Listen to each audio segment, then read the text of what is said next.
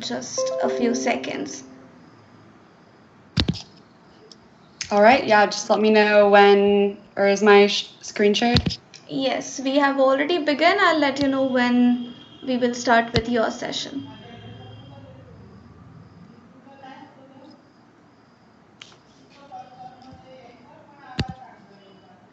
Okay, your screen is being shared now.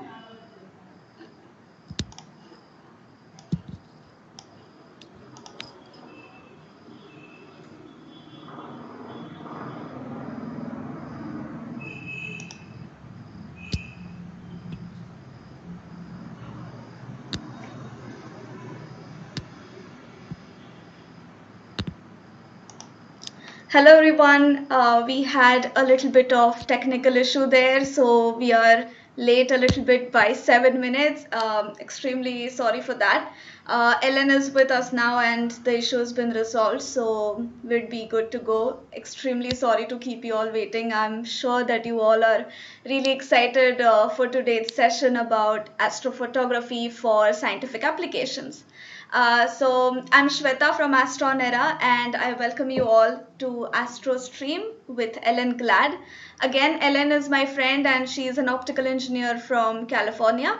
And today she'll be talking about the astrophotography for scientific applications as part of her series of stream about the scientific applications of observational astronomy. So this is going to be her last session and I've been getting really amazing reviews by you all about these sessions. So we have more such sessions coming up for you guys. So stay tuned until the end with this session and enjoy this session, and I'll tell you all about our upcoming initiatives after Ellen is done talking. So now let's start with Ellen now. Ellen, you're up. Awesome. Thanks. All right. Hey, everyone. Back for my last episode in this mini-series. I'm sure you're bored of this introduction slide by now if you've somehow managed to have the patience to listen to all my talks so far. But in case this is the first time you're watching, I have participated in a variety of astronomical research projects over the past several years, and I got to share some of those experiences and the data that I've collected over the past few talks I've given on here, including detecting exoplanets, imaging galaxies to determine black hole masses, and the project I'm currently working on in optically tracking satellites. And yeah, once again, I graduated university in spring of last year, and I have now worked at Millennium Space Systems, which is a spacecraft company here in Los Angeles, California, for exactly 1 year now, as of 2 days ago.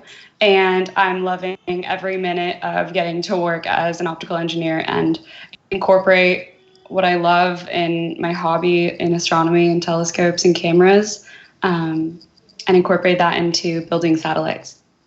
So again, let me know if you have any questions. Feel free to hit me up on my Instagram. I forgot to tag it here this time, but it's Ellen Glad Photo. And then you can also find me on LinkedIn, but feel free to shoot me a message anytime, and I'd love to talk. Yeah.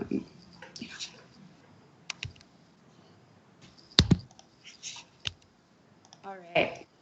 So as I was thinking about the topic that I wanted to end on in this series, I really wanted to bring it closer to practical use and use a lot of the techniques from the past few talks to discuss how anyone can start doing astronomy in their backyard and how simple it is with just a few pieces of equipment. I know I talked about a few research projects where I got to use larger domes and observatories with massive telescopes, but I've also done quite a bit of imaging with my standard cheaper camera and tripod. And that image right there on the left is a prime example of this. It's one of my favorites I've taken of our Milky Way galaxy. You're exactly looking at the core of our galaxy when you see those bright features near the bottom of the image, which I think is a really fun object to chase and figure out when I can go take a picture of it, since that part of the Milky Way is not always in the sky. And at least for the northern hemisphere, for example, the core rises at night, and in the winter here, it rises during the day. So I really only get a shot at seeing it from March to September. And then also planning, when is the moon going to wash it out? When do we have moonless nights? All that fun stuff. So it makes it a little bit more fun and rewarding to go see and get an image like that. So the bulk of this that I'm about to dive into is how to select a camera sensor, a camera lens, and a tripod. That's all relatively cheap, and just really easy things to get your hands on to start your own astronomical observations and what you can do and how it relates to the research that I've talked about so far. So, to start your equipment list, let's talk about the actual detector that is collecting your light. So oftentimes, this is just called a camera body if you buy it without the lens. And really, it's just a housing to protect the sensor and make sure light is properly hitting the sensor. So at the top right there, you see a photo of a bare camera body, and this is what I'm referring to. No lens, just camera or sensor. And that sensor, the sensitive area, is also called your focal plane array, or FPA, which I've touched on a little bit in the past. And there are a lot of specifications about a sensor that you want to be aware of. And I'll kind of go into the recommendations I have if you're looking for like a first camera, something that you can use for daytime and for taking pictures of people and landscapes, but also use it for astronomical observations. And that makes it super worth it to go buy one of these cameras, and the lower end ones start at just a couple $100. So yeah, I'll get to that in a second. But about the specifications, first off is resolution, and this is simply the total amount of pixels on your sensor. So when people say, oh, this is a 10 megapixel camera, or this is a 20 megapixel camera, they're referring to resolution and the actual number of pixels accepting light. So higher resolution equals more detail and contrast, usually more expensive as you increase in resolution. The next thing is the ISO range that your camera is offering you. ISO is a setting that you set on your camera, usually starts at 100 and then doubles from there. So you'll have options of 100, 200, 400, 800. And the higher this number, the more noise you get.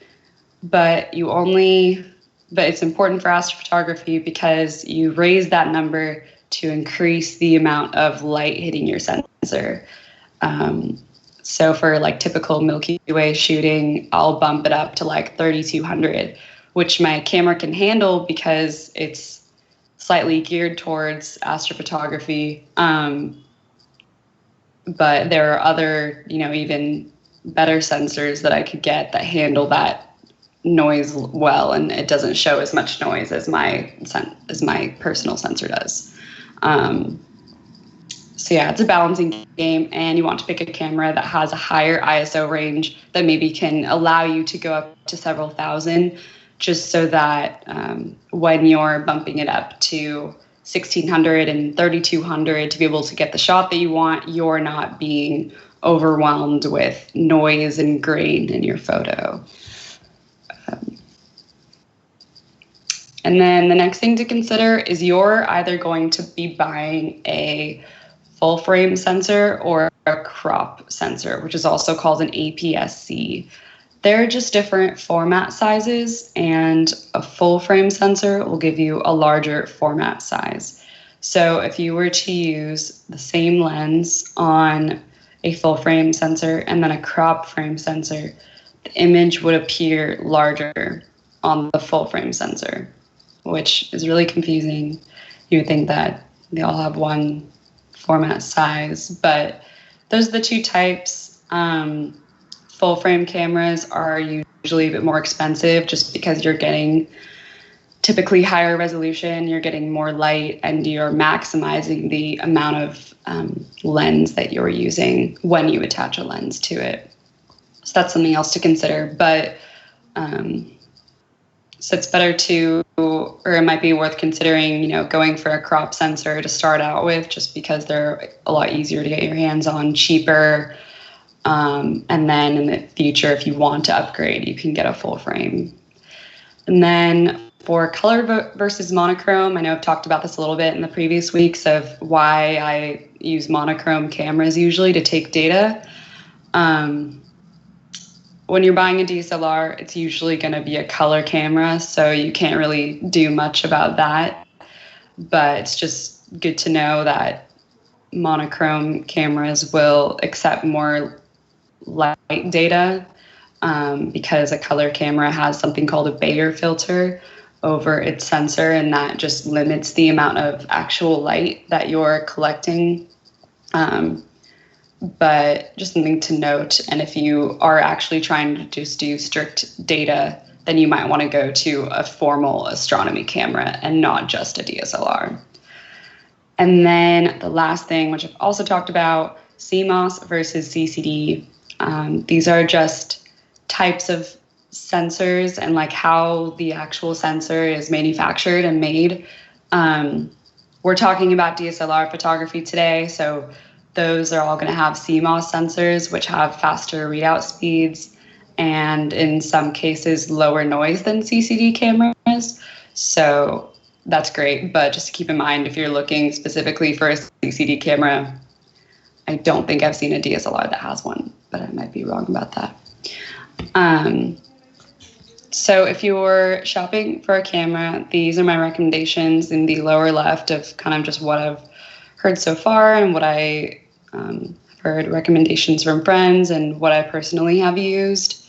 So for the lower cost options, the Canon Rebel series, I am completely biased towards. I started out using my parents' Canon Rebel T3i like 7 or 8 years ago, and that gave me everything I needed to learn how to play with manual settings on a camera and change exposure times and ISO and aperture. And yeah, gave me all the tools to like fully learn really how a camera worked, and also let me take raw images opposed to just JPEGs. So I was getting a lot more image data that I could use for post-processing. And I've also heard really good things about the Nikon D3500. So those are two options for that. The whole Rebel series is good. I've also heard really good things about the T6. So those would be my recommendations there.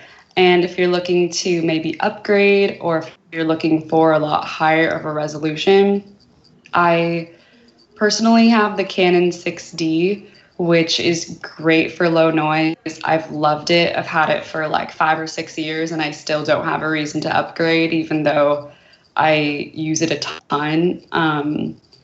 And I've also heard great things about the 5D.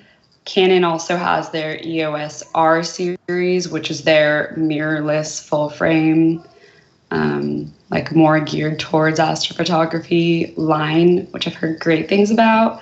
And then finally, the Sony A7R series. That one I've heard is crazy. I think it has like 30 or 40 megapixels, which it just blows my mind that that's the resolution that we're dealing with today. I think the resolution on my camera is like 20 megapixels, which is already way more than I need, and like way more than you would find in a phone camera or something.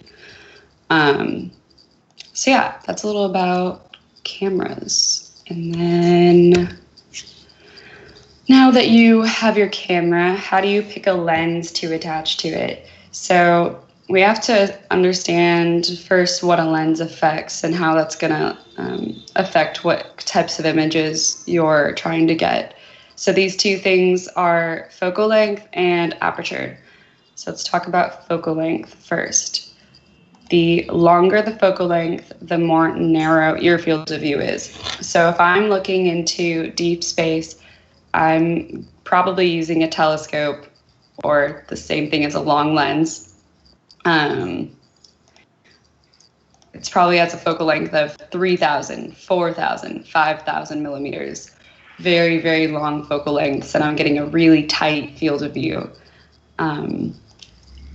And I can buy camera lenses for my camera that are around 100 millimeters, 500 millimeters, 600, and get really cool close-up shots of the moon and the sun, and also maybe possibly see Saturn's rings or Jupiter's moons, things like that, and then also get tight shots on galaxies and nebula.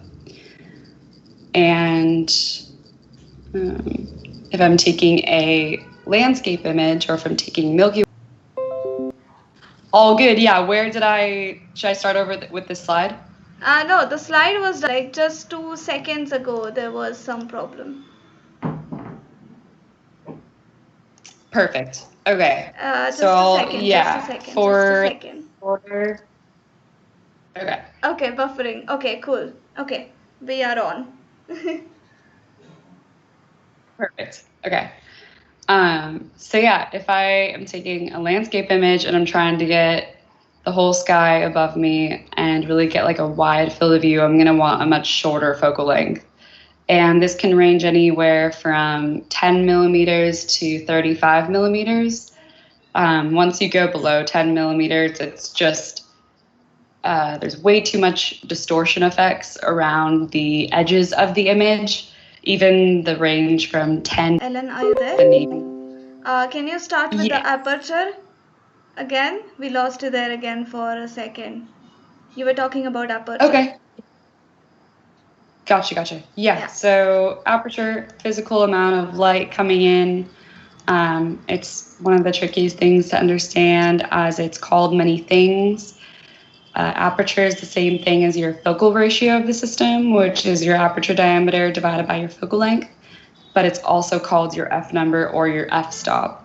So the graphic below, you can see on the left side, starting with f1.4, that would be considered a large aperture, and that is when your lens physically opens the aperture and lets more light in. And on the right, as you're getting tighter and tighter in your aperture, that would be f16. So the higher the f number, the less light is physically coming in. So as you may infer from all this, as we're shooting objects at night when it's dark, we want maximum light coming in. So we often pick lenses with the largest aperture possible within our budget. Larger apertures also mean more expensive glass, so it's just always a trade-off.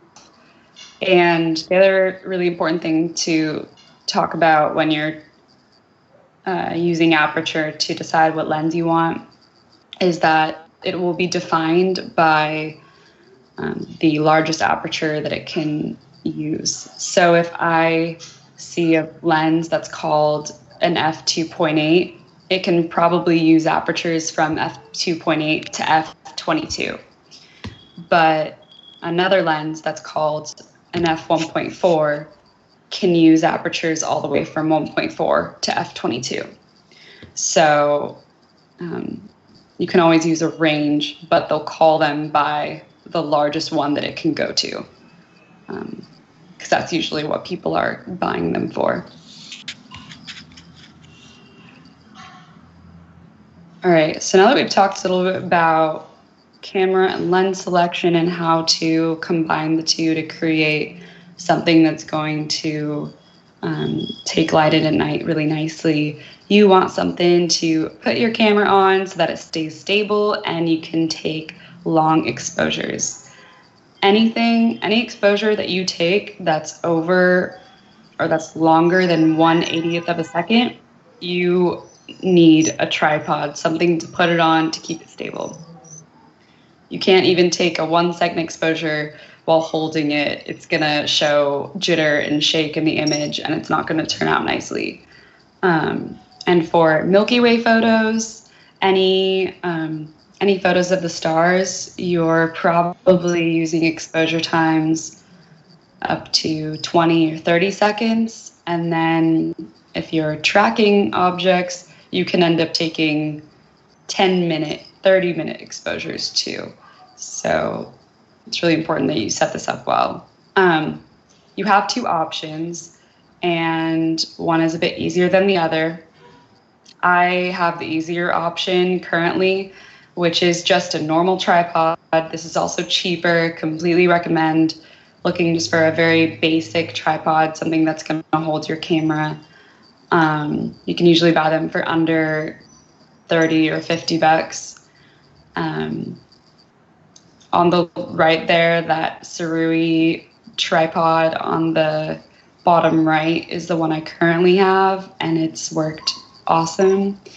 And you can also optionally get a separate ball head gimbal to stick on top of your tripod to allow more range of motion, so that you could like flip your camera vertical and get a different view on the sky or something. But it's not necessary. Just find any tripod and you'll be able to attach a plate to your camera, and the plate connects to the tripod. Option 2, for people that are interested in getting maybe finer details of the Milky Way, if you are wanting to take pictures of galaxies and nebula with your regular camera, which you can totally do. I could completely go out and take images of galaxies with my camera, but I would probably want to get a tracking mount for my camera, like you see on the left. That one I've heard a lot of good things about. It's called the iOptron SkyGuider Pro Camera Mount. I think this one runs for a few $100s, and you can take images of deep sky objects. You can set the tracking to, I think, sidereal rate or whatever rate, or yeah, it would be sidereal rate, the rate at which the sky is moving, and set the exposure for as long as you want, and you'll be able to track and expose so that you get a really nice, crisp image of whatever you're getting. So for instance, this image that I took of the Milky Way back here was just 30 seconds standard tripod. But if I had done tracking on it and gotten the same image, I would see a lot more detail in the clouds and the dust of the core that you see there.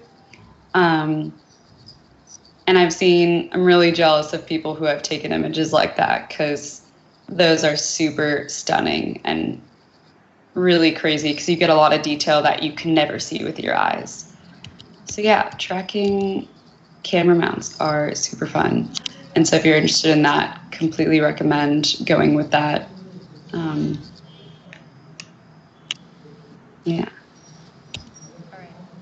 So now that we've gone through your camera, lens, and tripod selection, what can we observe and how can we contribute to the astronomical community?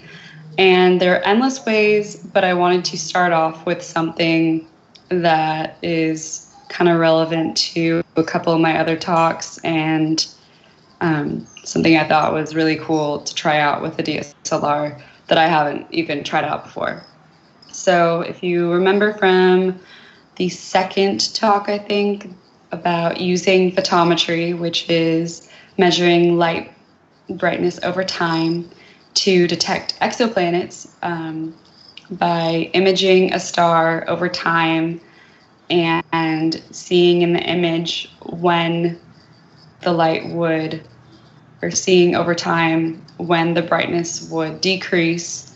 And when you see a dip in the curve, that's when you know an exoplanet is there.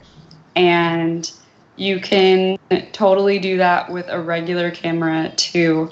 I don't know about exoplanets and detecting those, because those are very, very small objects, but it's totally possible to do photometry on variable stars. And variable stars are fun objects because a lot of them we don't know exactly how they're acting, and we don't know why They vary. Sometimes it can be a binary star system or something that's eclipsing the star.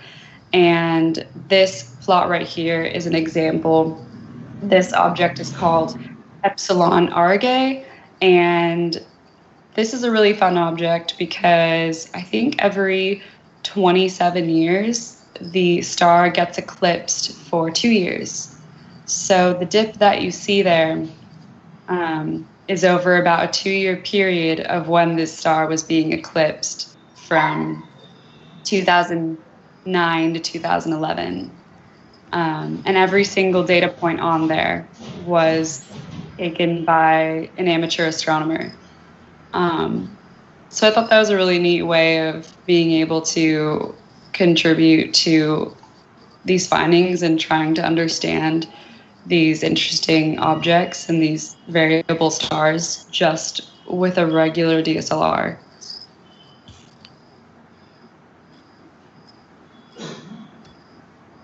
And then another couple things that I wanted to talk about.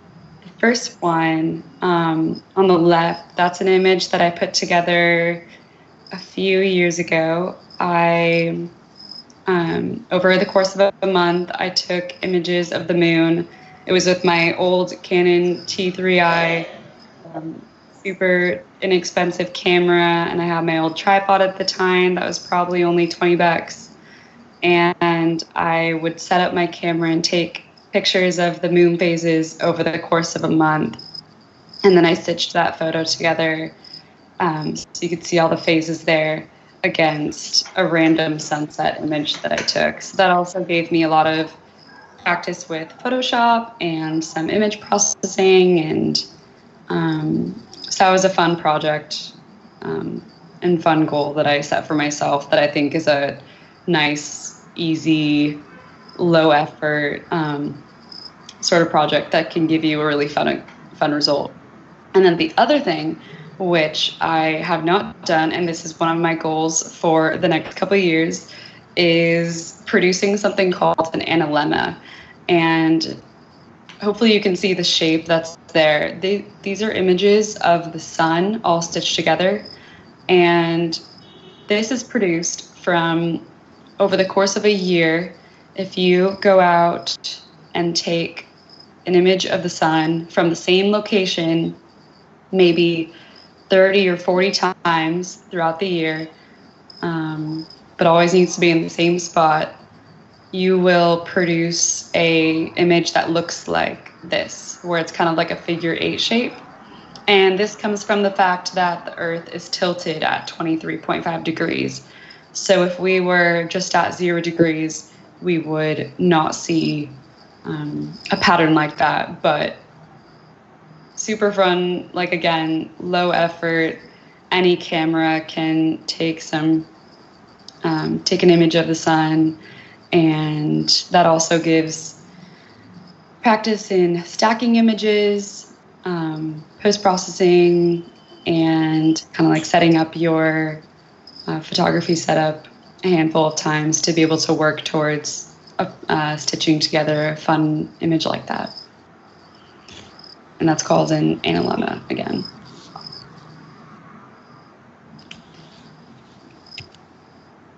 So yeah, those were a few quick ideas. I have probably a bunch more ideas in my head, and I wanted to include this final image.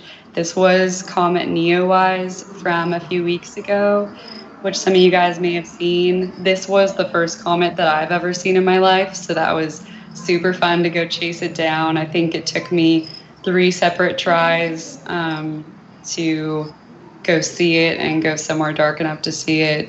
But that was, I think, a 20-second exposure with my regular camera and tripod. So comet watching and comet imaging is another fun project idea. And thought that was a fun current image to include on the final slide. But just wanted to say thank you all for participating in this series and sticking around. Thanks for letting me talk about all this stuff and all this research that I really love to share about, and I've had a really, really great time doing it. So I'll pass it over back to you now. Yes, thank you so much, Ellen. This was so much fun. And that picture of the comet, it's really, really pretty. Even I tried for a really long time to capture the comet. It's a monsoon season here in India, so it's pretty hard to capture that. And I bet. yeah, so I tried for like 10 days, and finally, I think on 26th of last month, I captured the comet. It is there on AstronEra's Instagram as well, so you guys want to check that out. This astrophotography is really like it's extremely close subject to my heart, and like anybody can do it. You just have to have like some basic equipment that you told us about. Anyway, we'll go through some questions and keep chatting about it. Before that, can you stop your screen sharing? Yeah. Yeah. Okay. So the first question is by Shuchi Bhattacharya. Can cameras shoot videos through telescope? Can you shoot videos through telescopes? Mm-hmm. Yes, totally. Just depends on what camera you have and if your camera has video capabilities. Mm-hmm. Another option, if your camera cannot take high frames per second video, then you can take whatever your maximum frame rate is, maximize that, and take a lot of continuous images over time and then stitch them together, and that might show kind of like the video pattern that you're looking for. Mm-hmm. Yeah. Okay. So you can just put on your DSLR camera as well. Actually, if you want to attach your DSLR to the telescope, you have to have this equipment called the T-ring. So once you attach that with the camera, you can mount your camera to the telescope, and then you can take video. So what you can also do is, if you have, I have tried this trick that my first telescope didn't have any tracking, so I used to mount my camera to it and just take a video of planets, and it would make it easier for me to later capture the frames from that and edit a nice picture. So yeah, you can do that. All right, moving on to next question by Charu Agarwal. What are the rarest of events to capture in astrophotography? Latest events. That's a fun one, especially because it's summer right now, and sadly we're moving into fall season, which I don't know what's coming up. I think there's a meteor shower in a couple months, and it's still Milky Way season. You can, I think the Milky Way core rises in the northern hemisphere at least around 9 or 10 p.m. nowadays. Yeah. And it's going to rise earlier and earlier up until September or October, where you can't see it anymore. So that's a super fun one. And imaging like stars and the planets that are out are always fun. But I guess the past couple months have especially been awesome just because there happened to be that comet, and there were like 2 meteor showers a couple weeks ago, and those were fun. But yeah, and while Jupiter's still out, Jupiter's really fun to look at because you can see Jupiter's 4 big moons if you have something with a little bit longer focal length, as well as like Saturn's rings. Yeah, so actually the rarest event that I have captured was an annular solar eclipse, which was happening back in 2010. Yeah, and I took such a cool picture. Like there were a few clouds in the sky, and then I could see like only the ring of the sun just in the middle. So it seemed like I drew a ring around, something to see that look inside here, but it was actually just the sun. So I think I'm really jealous of that because there was a total solar eclipse here a couple of years ago, and I had to be somewhere completely different where like the path of totality was through the United States, and I was so mad. I was planning to come there, but it didn't work out. Well, you guys have another total solar eclipse this December, right? This December, I'll have to look and see. You do. Shoot. Yeah, I'll look into that ASAP Yeah, then. so you have an opportunity to capture the corona. In this case, the corona of the sun. Yeah. Well, and actually, we also had the annular eclipses last year here in India on 25th, but I couldn't go to capture that. And where I live, there were lots of clouds. So, and we also had Yeah. partial from where I lived, so I couldn't go to the areas where we had the annularity. And then in North India, there was one annular eclipse just, I think, in June. So yeah, on 21st June, I That's super guess. fun. So even that And was yeah, fun. those are super easy to image as well, like any camera. Exactly. Yeah. So solar eclipses are like the most exciting astronomical events Yeah. to capture. And even I think the some of the hard astronomical events to capture are the meteor showers. So even though Hmm. we have more opportunity to capture them, you have to like have a lot of patience to capture.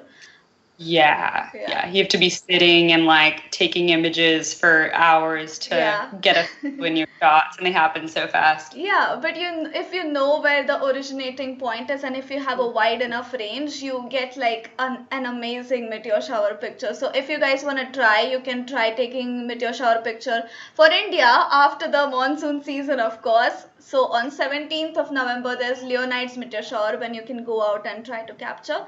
And on 13th of December, there is Geminids meteor shower, which has about 120 meteors per hour. So there's high possibility that you can capture that as well.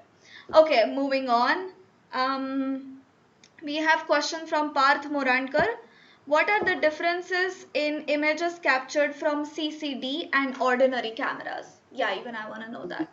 Good question. Okay, so if I am, for instance, the couple observatories that I used for capturing image data for post-processing, for like the galaxy research as well as the exoplanet transit research, those telescopes had CCD cameras on them. CCD cameras are generally higher quantum efficiency, which means it's like physically letting in more light over its spectral response curve, and it's going to have lower noise. Mm-hmm. Historically, CCDs are an older technology than CMOS, which is the one that you'll find in your DSLR camera. And actually, nowadays, when you are taking astronomical observations and trying to get data, a lot of times you opt for a CMOS sensor, anyways. So that astronomy camera that I use at work, it's a CMOS sensor. I chose to not go with the CCD just because I wanted to take continuous images very quickly of the satellite objects that I'm trying to track. So in general, I think I would like prefer and go for a CMOS. And the difference in like images is it's probably not super apparent. I mean, if you took maybe an image of something of the same thing at the same time with both, you might see a little bit more noise in the CMOS one. But really depends on what you're looking at. And definitely not an issue that your camera has a CMOS sensor. Just make sure that you're putting your camera to RAW file formats instead of JPEG, and you'll be getting like the maximum amount of image data possible. Okay. All right. Moving on to next question. Sandip Nirgude is asking, why are camera lenses only in round shape and not in any other shape? Do you have any idea? I don't know at all. Oh man. I never really even thought about good. it. That's a good question, and that's something I should have a good answer to. I think it probably has a lot to do with the fact that you want to be rotationally symmetric, and like to focus light properly. It's probably the easiest and most straightforward way of collecting light and focusing it and passing it on to the next element. But on that note, there are lenses nowadays and this newer technology called, I think it's freeform lenses. Freeform lenses, which I believe is any type of lens that is not the standard circular shape. I hope I don't have that wrong. But the power in that is using, different shapes to whatever fit your criteria for your larger system. And they put some kind of, however they manufacture them, they put some coating or material on the lens to, simulate the effects or make it so that it will do the same thing as a standard lens, but it looks nothing like a standard lens at all. So that's a cool newer technology to look out for. Okay, all right.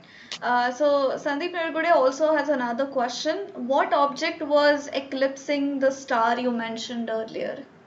Oh, yeah. Okay. So I think it's still being investigated a bit and they're not completely sure. But I think around 2012 or 2015, they determined it was possibly a binary star system where the smaller star had a large, dark, orbiting mass of like dust and clouds around it. And every time that star would pass in front with this like orbiting dust around it, that dust would eclipse the larger star. Mm-hmm. I think that was the theory, but it may still be ongoing a bit as well. Okay, all right. So Adarsha Kumar is asking, what is your average exposure time for shooting the Milky Way? Average exposure time for Milky Way. With a 20 or 24 millimeter lens, I usually shoot for 25 or 30 seconds. The thing to watch out for, and that's a good starting point. The thing to watch out for is if you have a more narrow field of view, like if you're using a 50 millimeter or a 100 millimeter lens in the Milky Way and you're getting like really close up on the details, then the stars are going to trail easier and you need to bump your exposure time down to make sure that you're not getting blurry stars. So if you are like zooming in more, you want to have a shorter exposure time. But around 20 seconds is a super safe bet. Mm-hmm. Okay. I think also like while taking pictures of Milky Way, you also need to know the light pollution situation around your area. Yeah, Like totally. if you're in the city and you expose it more, then you're gonna capture all the light pollution. So for which you can also like play a little bit with your ISO settings as well, and then you can capture better pictures. But yeah, you should know about the trails. There are a few softwares that you can use to make better pictures even if you have captured them. One of which I use for the star trails is the star stacks, and another one that I used for the comet photograph was deep sky stacker. Yeah, deep sky stacker. So you can use that as well for the Milky Way picture editing. So even if you take the picture and it has make sure it doesn't have a trail of stars, because the stars move in even those 30 seconds that you're exposing your camera.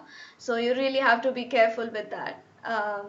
We actually have a whole course about how to take photographs of Milky Way from our mentor Parshati Patel on astronera.org, so you can go check that out. The last lecture of that course about editing is yet to be out, so you have to wait a little bit for that, and maybe that's why there are some certificate issues. Somebody was asking about it, but yeah, the team is looking into it. We will sort those out. All right, moving on to another question by Mithun Kaushik. Could you suggest any websites for learning astronomy and astrophotography specifically? Ooh. Say AstronEra. Okay. Besides AstronEra, The first one that comes to mind, and it's more of a forum, but like I've found so many answers to my questions whenever I have like, how do you whatever fix this setting on this piece of equipment? What camera is best for satellite tracking? What mount is best for this? Cloudy Nights is a really awesome astronomy forum. So many good resources on there, and people are always posting on that. So, in general, you'll find a lot of answers to questions on there. Yeah, so Cloudy Nights and learning about astronomy in general. Honestly, a lot of like when I was first getting into it, I was constantly reading space news articles that like always kept me up to date and just like what was new in the community, what new research was being found like about our universe. And I would just always go to NASA or space news, things like that. Um, but those are my two suggestions. Okay, perfect. We have question from Nirmal Gupta. How powerful do telescopes need to be to study different minerals on inner or outer solar system? Not related to astrophotography, but maybe do you know? Wait, how powerful do they need to be to observe what? To observe the inner and outer solar systems. And he's Inner, outer. specifically asking about the minerals on inner or outer solar system. Gotcha. Good question. And sometimes, like, even if you have a really high magnification power, it doesn't always translate directly to what you're going to be able to see, because it also depends on your focal length used and what like sensor and camera you're using. But I think totally reasonable, like something, I don't know, a standard like 6 or 8-inch telescope with a regular camera. I think you'd have a really good shot of seeing a lot of things in both like the inner and outer solar system. And for sure, like with my 8-inch telescope at home, I could see moons of Jupiter, and that was really cool. Mm-hmm. All right. Okay, we have another question from Nimish. How do you tackle moist and humidity which occurs in the night due to condensation? The condensed water sits on the camera and telescope lens, making the images blurry. Good question, because I have had several nights where I'll have my camera out for hours and all of a sudden it's unusable because there's so much dew on the inside. So for your like standard cameras, you can get like a dew protector, like dew shield thing that can like go over it and kind of protect it. Which I should really get one of those because I haven't been using that as much as I should. But for a telescope, for instance, so the telescope that I have, it came with a fan that like connected on the back, and the fan needs to run for 30 minutes before I even start using it every single time I turn it on. And that fan is going to keep the mirrors cooled and the mirrors dew free and humidity free. And I'm not sure if you can buy, like, I'm trying to think if there's any external type of fan or something or heater that you could get for your camera, and I'm sure those exist. But the first thing I think of is like a dew shield. I know they have those for cameras. Yeah, and another idea could be to keep your camera a little bit warm, would be to have like the heat pad sewed inside a cloth and then wrapping it around the lens. Maybe that could work, but I'm not sure. It's just, it could be a hack if you're out there on really like very cold night and want to keep the camera warm and away from the dew, I guess. I don't know. Okay, some more questions, they're popping up really quickly. Now we will take last two questions. If you have any questions about the astrophotography of Milky Way, we have a course about it which you can do on AstronEra. So you'll get the answers of your question about that there. We have question from Sharina Fernandez. Can we take a picture of the sun in a normal phone camera? Good question. Depending on your phone a little bit, you can, but it's gonna be in the end like way too overexposed for your phone. Something that is an easy fix, or even so, for instance, even with the telescope, you do not want to point your telescope or your camera directly at the sun because it can damage the optics. So for a telescope, you can get a solar filter or solar film sheets, which are just like flat sheets of whatever material that it is, mylar or something. And you put that over your telescope and then it'll protect it. And then you can take images of the sun that are not too overexposed. So for your phone, I would imagine like something that would be interesting is getting like a cheap mylar, like solar filter sheet and placing it in front of your camera. And you might be able to take a little bit easier of an image then. But with a really cheap DSLR too, you can turn the exposure all the way down and also use a solar filter on your lens and then get some really nice images of the sun that way as well. Okay, so that's how you got the image of the sun in that figure 8 that you showed us with the DSLR. And that one, that's something that I want to do in the future. I did not take that photo. Okay. All right. Yeah.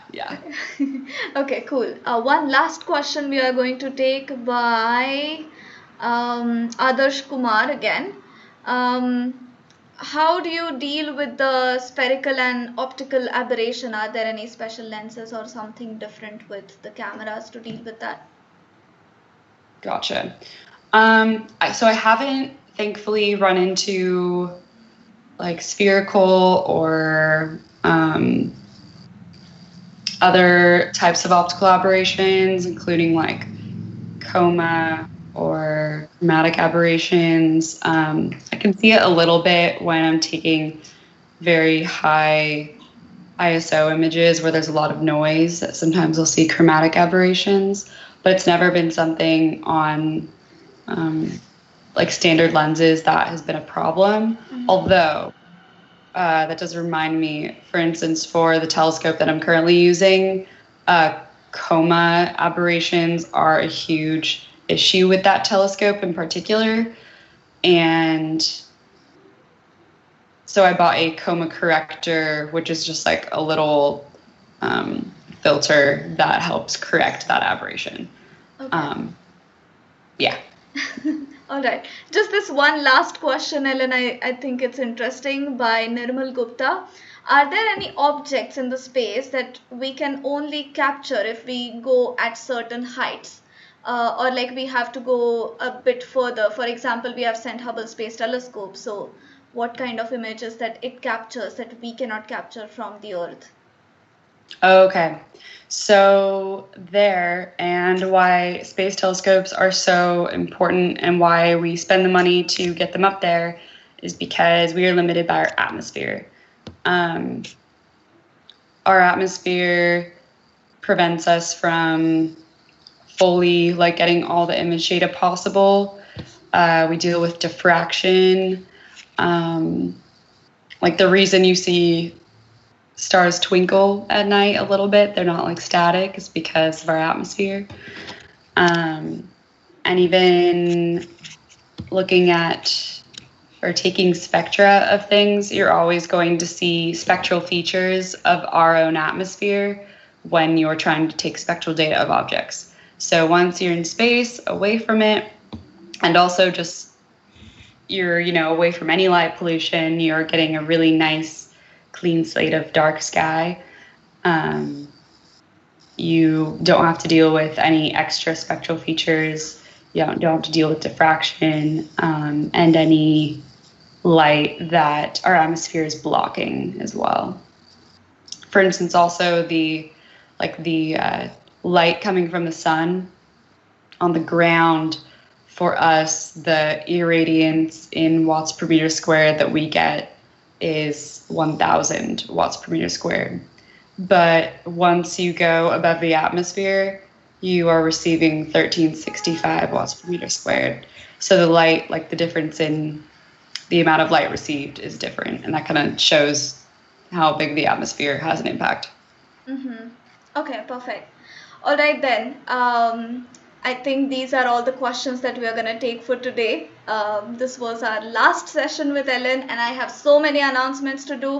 And I also want to thank Ellen so much for taking time for a whole month. She has been taking time every Friday morning. By the way, it's really early morning where she is. It's like 7 in the morning when she starts, and for us, it's 7:30 in the evening. So, thank you so much, Ellen, for taking the time out of your schedule and doing these sessions for us. So these live sessions are now on YouTube, but we are going to take them out of YouTube and they are going to be available as a course on our website, of which I am posting the link right now. So on this link you can go and do the full course by Ellen. Also about the certificates, you might have found the certificate form in the description of these videos with Ellen. So if you have filled that form up, you will receive certificate by next Tuesday. We have had thousands of people attending this session, so please give us some time to process the certificates and send it to each one of you. Also, after tonight, we are not going to accept any responses on the certificate. So if you want the certificate, you're going to have to do the course on AstronEra's website. So do check that out. Again, since we received such an amazing response for Ellen's session, we are doing session with Dr. Reut Abramovich at the from 6th of September. So in the beginning of September, first weekend, we are going to start with Reut's session. She's going to talk about astrobiology. So stay tuned for her sessions as well. And this weekend on Sunday, we are going to have session on Instagram with Bailey Burns. You can see on my phone over here. So go on Instagram, follow our Instagram page and do join this live session. Bailey is going to talk about the future of space, navigating the space industry. So you might enjoy that as well. So follow us on Instagram and stay tuned for our email list and all the live sessions that we are gonna bring to you. I'm just gonna bring Ellen to the screen again and thank her one more time. Thank you, Ellen, so much. And if you wanna say anything, now is the time. Yeah, thank you so much. And thank you for accommodating this time as well. It's like, your Friday evening, and it's been so fun to I've talked about these different things that I've done here and there and thought about them, but this gave me an opportunity to go back and really kind of relive all the fun things that I've gotten to do. And, this is a passion thing for me, and this is astronomy, and working with telescopes and cameras is super fun, and I have had a lot of joy in sharing that. So thank you a ton. Yeah, it was great. I mean, we after the camp, after the International Astronomical Youth Camp, we connected for the first time after like 3-4 years. Yeah. And yeah. It was yeah, super fun. So grateful. it was such a great way to kind of reunite like this. And Yeah. like every day there have been like 60 people online watching your sessions, and trust me, I've been receiving amazing response from everybody about how they have loved the session. So we hope that we get to see you again soon. If you have any interesting project that you do, we'd love to hear about the project from you. So we look forward to seeing you again. Yeah, I'll let you know. All right, thank you so much everyone for joining, and this was our last session with Ellen Glad about the observational astronomy and their implications in scientific applications. So stay tuned for more from AstronEra, and till then, clear skies. Bye.